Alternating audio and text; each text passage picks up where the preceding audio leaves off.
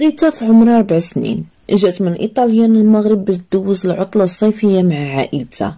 نهار 16 يونيو 2025 مشاو لشاطئ سيدي رحال باش يستمتعوا بوقتهم، وغيتا كانت مع الحاشيه ديال البحر كتحفر في واحد الحفيره وكتلعب فيها كما كيلعبوا العيال كاملين وكما كنعملوا حنا كاملين بينا، حتى كتفاجئ مسكينه بسياره كاط كتجر جيتسكي ماشيه بالزربه وقاصداها.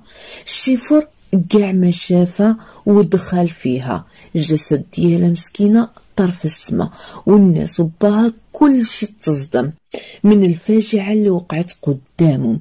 كلشي بقى كيغوت وباها مشى كيجري باش يشوفها، بحيث اكتشف عندها كسور في الجمجمه ونزيف في الدماغ.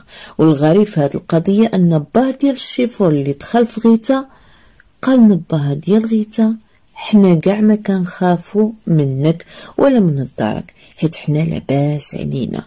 المهم باها جرى بها للسبيطار ودخلوها دغيا العنايه المركزه وعملوا لها 2 عمليات وكيتسناو دابا يقيموا الحاله ديالها الصحيه.